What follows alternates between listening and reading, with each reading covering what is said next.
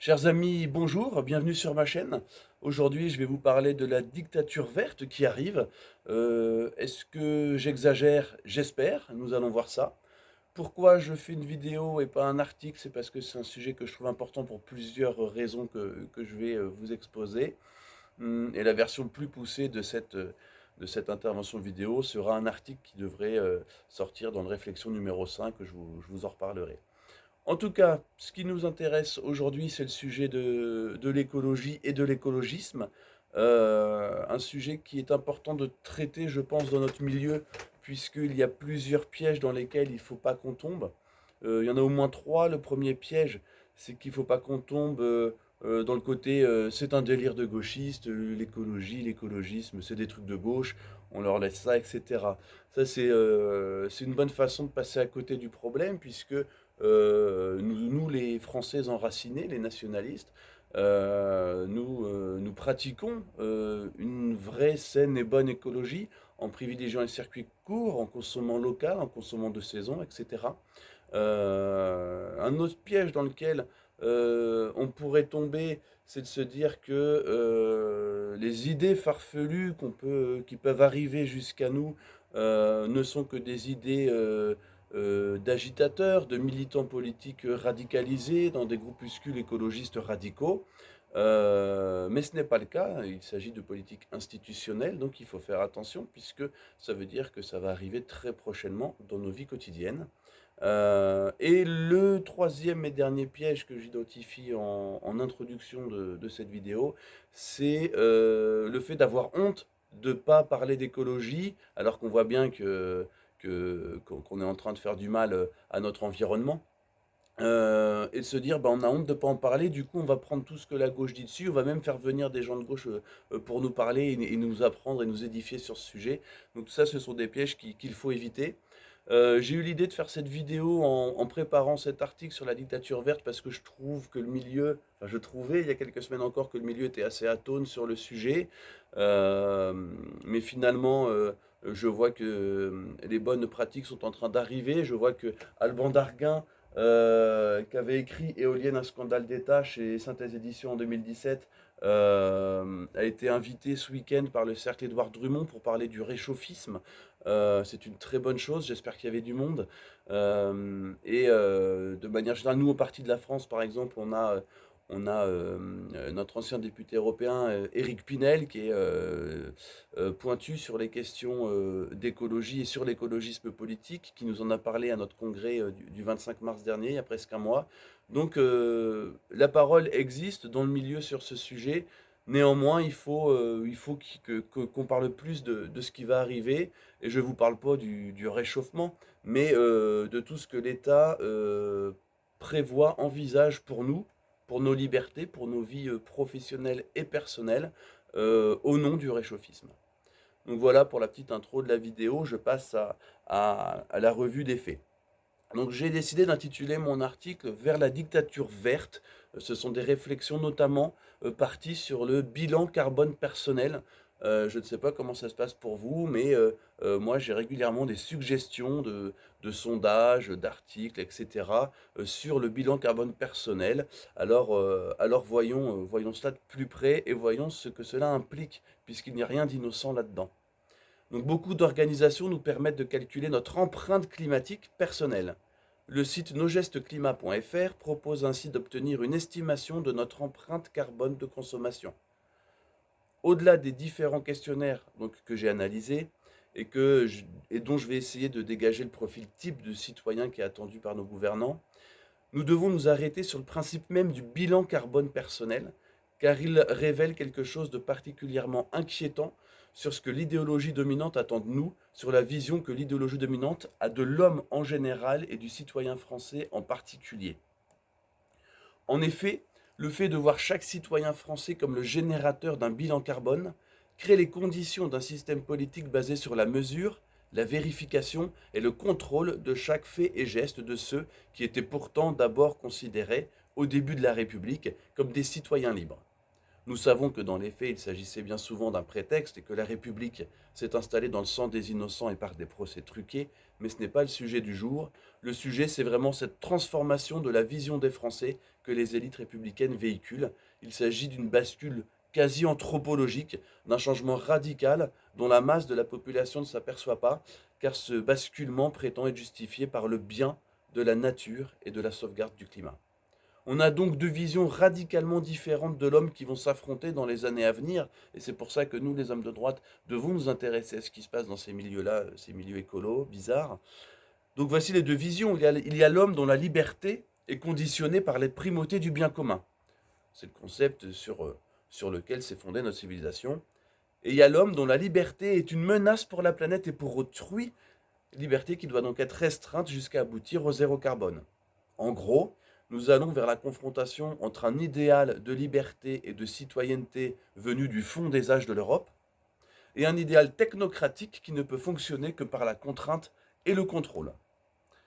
Et c'est cet idéal technocratique, un cauchemar pour l'idéal européen et français sur lequel la France s'est construite, qui est en train de s'imposer lentement mais sûrement avec cette méthode des petits pas vieille comme le monde mais qui fonctionne toujours. Je vais vous donner deux exemples, parmi d'autres, simplement pour vous montrer que je n'exagère pas. Premier exemple, l'État, via le ministère de la Transition énergétique, a mis en place le label bas carbone à destination de tous les secteurs d'activité pour se conformer aux objectifs de neutralité carbone fixés par l'accord de Paris en 2015 sous l'égide de Laurent Fabius. Le projet labellisé est ensuite cofinancé ou financé directement par l'État. On le voit, il s'agit d'une pratique institutionnelle, d'une politique officielle au niveau français comme au niveau international. On ne parle pas de la lubie d'un obscur groupuscule écolo radical, mais d'une volonté politique mondiale. Les signataires de l'accord de Paris, c'est quasiment tous les pays du monde, il y en a plus de 190 qui ont signé.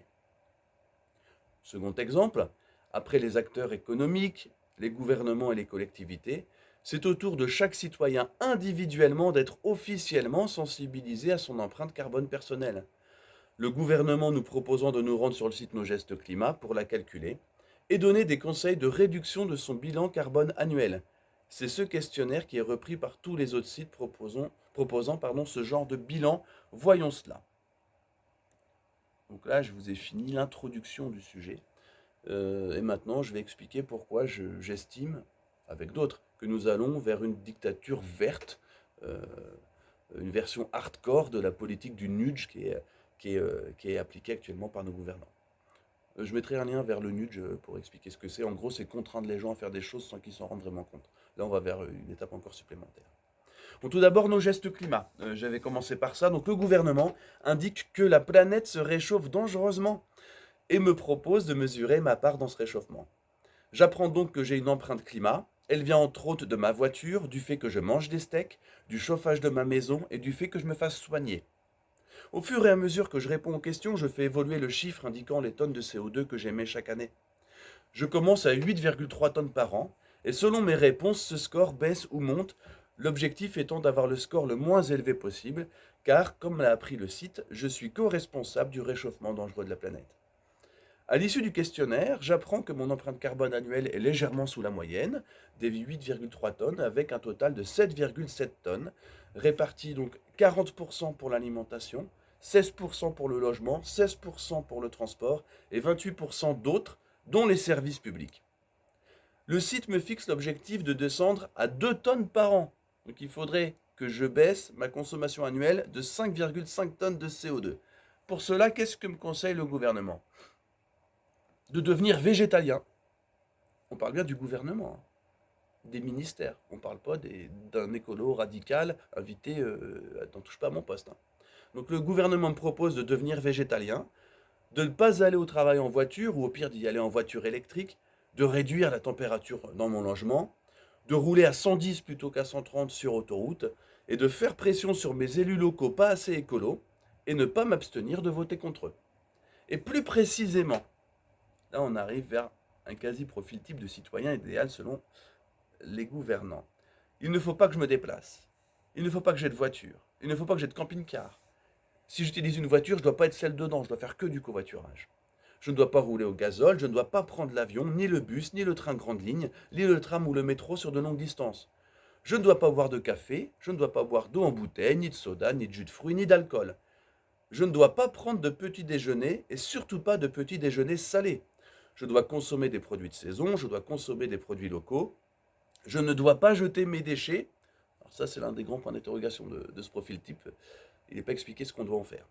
Je dois pratiquer les éco-gestes, ne consommer ni animaux ni fromage, vivre en appartement, vivre dans un logement de plus de 70 ans, consommer peu d'électricité et ne me chauffer ni au fioul ni au bois. Voilà ce que préconise nosgestesclimat.fr pour être un citoyen responsable.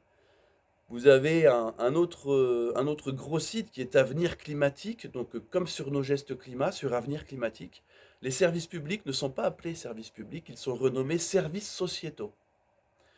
Et ces services sociétaux ont un impact carbone d'1 tonne par citoyen. Avenir Climatique rappelle que nos objectifs climat ciblent une réduction de 90% de notre empreinte carbone. Et Avenir Climatique nous rappelle que dans les services sociétaux figure entre autres la défense, par exemple. Presque tous les sites similaires à Avenir Climatique renvoient à nosgestesclimat.fr, donc j'abrège, et ils sont rattachés à France Relance, c'est le ministère de l'économie, et à Next Generation EU, c'est l'Union européenne. Il s'agit donc de la position officielle de la France et de l'UE, quand Nos Gestes Climat prétend que le climat se réchauffe à cause des activités humaines, c'est un fait. Pour estimer son propre impact sur le réchauffement de la planète, il est d'usage de calculer l'empreinte carbone individuelle de consommation. Voilà ce qui est promis aux citoyens. C'est de l'infantilisation et une belle planche savonneuse pour aller vers la tyrannie. Un petit point sur la finance carbone maintenant. Parce que la preuve la plus éclatante que cette affaire de vie centrée sur l'impact des hommes sur le climat n'est pas une vue de l'esprit, mais un nouveau paradigme dépassant largement le cadre politique, c'est que les acteurs économiques sont largement sollicités et que les sommes mises en jeu sont loin d'être anodines. Le ministère de la Transition énergétique nous apprend qu'en 2019, la valeur du marché mondial du carbone est de 50 milliards de dollars, dont 53% de taxes. Sur ces 50 milliards, vous en avez 23,5 qui sont utilisés pour financer des projets destinés à la transition bas carbone. Bon. Vous avez 21 milliards qui sont alloués dans le budget général de l'État. Vous avez 2,5 milliards qui financent des exemptions fiscales. Et vous avez 3 milliards qui vont directement aux foyers et aux entreprises. Les entreprises, pour revendiquer leur neutralité carbone, doivent communiquer leur bilan de gaz à effet de serre, communiquer leurs progrès annuels sur la réduction des émissions et compenser les émissions par l'achat de crédits carbone certifiés. Le crédit carbone correspond à l'émission d'1 tonne de CO2. Cela se passe sur le marché du carbone et peut se revendre et se négocier entre entreprises. Résultat, les initiés se font un maximum d'argent sur le dos des prétextes climatiques et les cas de fraude et de spéculation ont naturellement augmenté. Il y a notamment eu des cas de fraude à la taxe carbone assez spectaculaires qui ont donné lieu à plusieurs films et à plein d'interviews sur YouTube. Vous tapez fraude taxe carbone sur YouTube, vous avez diverses interviews d'anciens acteurs du milieu qui sont très intéressantes. Et cette fameuse transition carbone après laquelle court tout l'écologisme politique, ceux qui cherchent à gratter de l'argent par la combine et ceux qui souhaitent augmenter leur contrôle sur la population, vise par exemple à développer le secteur éolien. Vaste fumisterie, je vous rappelle, éolienne, un scandale d'État d'Alban Darguin, allez voir ça.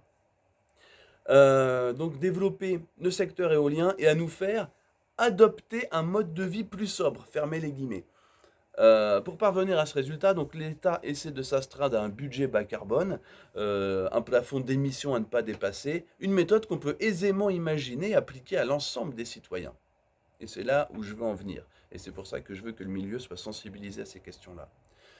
Cette politique de transition énergétique, imaginée par le ministère éponyme, propose 4 scénarios pour atteindre son objectif de baisse des émissions de CO2. Et voici les principales mesures préconisées dans ces scénarios. Réduire de 70% notre consommation de viande, réduire de 30% la surface moyenne de nos maisons, réduire de 17% le nombre de kilomètres parcourus par chacun d'entre nous et électrifier l'intégralité du parc automobile français. Cette politique serait, je cite, conduite principalement par la contrainte et la sobriété. Incroyable. Fin de citation. Donc cela rend envisageable ce que les lanceurs d'alerte, régulièrement rebaptisés complotistes, annoncent depuis au moins 2 ans, la mise en place d'une espèce de passe carbone ou de permis carbone permettant comme le pass sanitaire, de faire le tri entre les bons citoyens qui suivent les directives du gouvernement et les irresponsables qui refusent d'avoir à montrer patte blanche sur ordre du personnel politique. Au-delà de ces considérations politiques, et ce sera ma conclusion, la machinerie écologiste qui est en train de se mettre en branle et sur laquelle nous venons rapidement de nous pencher promet aux Européens un avenir terrifiant de castration, de privation, de punition, de culpabilisation, de contrôle et d'immixtion de la machine étatique dans nos moindres faits et gestes publics et privés. L'État se comportant notamment comme le tuteur imposé de chacun des choix qu'il y a à faire au cours d'une vie, qu'elle soit professionnelle ou privée. Il s'agit d'un attentat contre la liberté des Européens. Il s'agit de la suppression de notre condition d'homme libre, soigneusement élaborée par différents ministères qui ont en commun d'être mus par le désir totalitaire de nous forcer à être des bons citoyens, selon la doctrine du zéro carbone. Le zéro carbone, c'est un objectif qu'il n'est possible d'atteindre complètement qu'en supprimant l'espèce humaine. Et je renvoie là pour le coup à des vrais groupuscules, aux groupuscules écolos qui pensent que pour que notre mère Gaïa aille mieux, il faut que nous, on disparaisse. Il ne faut pas négliger le combat contre les turiféraires de la dictature verte.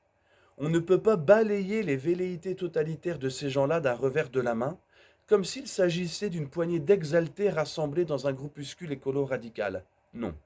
Il s'agit de la politique officielle de la République française, et le projet de nos élites politiques est clair, nous tenir en esclavage, avec notre consentement, grâce au chantage environnementalo-climatique. Donc voilà les quelques points que je voulais aborder avec vous. Il faut que le milieu continue à s'intéresser à ces problèmes de réchauffement, de climat, non pas pour hurler avec la meute, mais pour bien voir qu'ils essayent de nous imposer, avec ce prétexte-là qui est culpabilisant à mort, essayent de nous imposer une tyrannie politique dont ils seront bien entendu les seuls bénéficiaires, et la planète n'a rien à voir là-dedans, puisque leur tyrannie politique n'a qu'un seul but, c'est continuer à engraisser la caste au pouvoir, continuer à faire en sorte que cette caste bénéficie, puisse encore jouir d'impunité, de l'impunité la plus totale, et que nous cessions d'être libres de nos mouvements, d'être libres de nos actions et de nos pensées, mais qu'on soit bien tous dans le même moule. Le pass sanitaire était passé crème, hein, faut pas se le cacher, sorti de notre milieu et de quelques milieux d'extrême gauche, c'est passé crème pour l'ensemble de la population, ce pass sanitaire. Le pass sanitaire, c'était un tout petit aperçu de ce qu'on peut avoir avec le permis à point carbone ou le pass carbone ou ce genre de choses. Il y en a même qui ont pensé, mais là pour le coup je rebascule sur des écolos un peu plus radicaux que le gouvernement, il y en a même qui ont pensé à des permis d'acheter de la nourriture pour pas qu'on tue trop de vaches. Ce genre de choses. En tout cas, il y a une tyrannie qui est prête, quasiment clé en main. Il y a déjà eu un test avec le pass sanitaire, c'est passé tranquillement. Il ne faut pas négliger ces questions-là. Il faut être vigilant et il faut aller écouter les gens. Là, je félicite le cercle Édouard Drummond d'avoir organisé une conférence avec Alban Darguin sur le réchauffisme.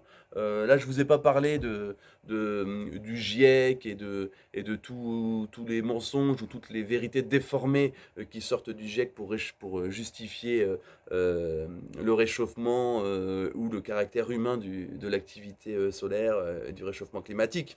Mais c'est très important d'être sensibilisé à ces questions-là et de ne pas s'y sensibiliser n'importe comment. Croisez vos sources. Ne mangez pas toute crue la propagande gauchiste qui est faite sur ce sujet, puisque pour l'instant, il n'y a que qu'en parle ou presque, à nous de pousser le sujet. Donc voilà, je voulais vous alerter, vous avertir de ce qui est en train de se passer, comment le nudge est en train de devenir du nudge hardcore, et après ce sera la dictature pure et simple, au nom du réchauffement, au nom du bien, bien entendu. Donc voilà, j'espère ne pas avoir été trop long, ne pas avoir trop fait de répétitions, en tout cas, même si la répétition fixe la notion, en tout cas voilà, gare à la dictature verte, et attention, un petit défaut qu'on peut avoir dans le milieu, le pays pense pas comme nous, donc ne croyons pas que toute la société est choquée quand un écolo parle ou quand un militant pro-trans parle ou quand un militant pro-clandestin parle, etc. Ne pensons pas que ces gens sont des hurluberlus, ils sont au pouvoir. Voilà. Donc restons sérieux, continuons à nous intéresser à tous les sujets politiques et continuons à produire eh ben, tout ce qu'il faut pour que nos idées existent, des vidéos, des articles, des programmes politiques, et puis aller aux élections. Voilà. Eh bien écoutez, j'en ai terminé. Bonne soirée, bonne journée, bonne nuit à tous et à très bientôt.